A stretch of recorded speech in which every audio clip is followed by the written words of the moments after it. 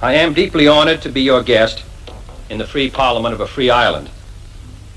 If this nation had achieved its present political and economic stature a century or so ago, my great-grandfather might never have left NewRoss, and I might, if fortunate, be sitting down there with you.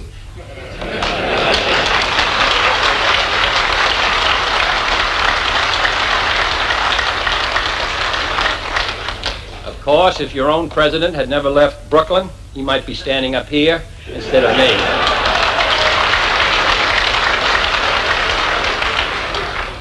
I am proud to be the first American president to visit Ireland during his term of office, proud to be addressing this distinguished assembly, and proud of the welcome that you have given me.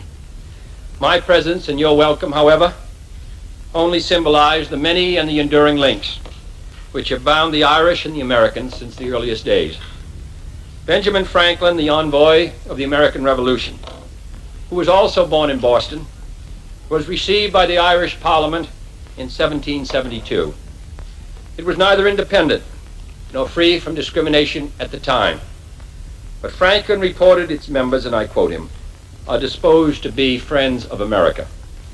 By joining our interest with theirs, he said, a more equitable treatment might be obtained for both of our nations. Our interests have been joined ever since.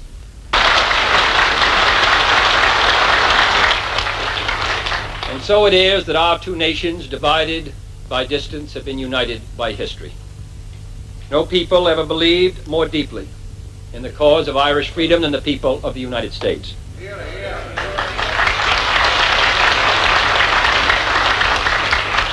And no country contributed more to building my own than your sons and daughters. They came to our shores in a mixture of hope and agony, and I would not underrate the difficulties of their course once they arrived in the United States. They left behind hearts, fields, and a nation yearning to be free. It is no wonder that James Joyce described the Atlantic as a bowl of bitter tears. And an earlier poet wrote, they are going, going, going, and we cannot bid them stay. But today, this is no longer the country of hunger and famine that those immigrants left behind. It is not rich, and its progress is not yet complete, but it is, according to statistics, one of the best-fed countries in the world. Nor is it any longer a country of persecution, political or religious. It is a free country, and that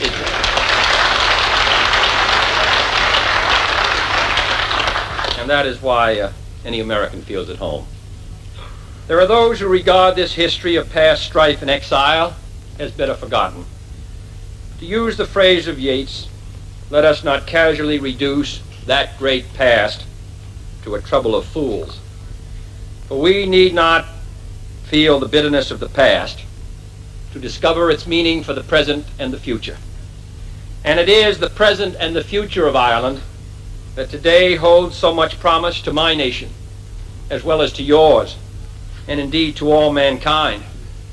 For the Ireland of 1963, one of the youngest of nations and the oldest of civilizations, has discovered that the achievement of nationhood is not an end but a beginning.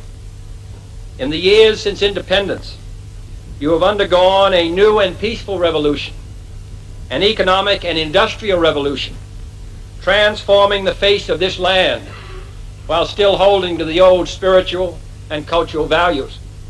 You have modernized your economy, harnessed your rivers, diversified your industry, liberalized your trade, electrified your farms, accelerated your rate of growth, and improved the living standard of your people. The other nations of the world, in whom Ireland has long invested her people and her children, are now investing their capital as well as their vacations here in Ireland. This revolution is not yet over, nor will it be, I am sure, until a fully modern Irish economy fully shares in world prosperity. But prosperity is not enough.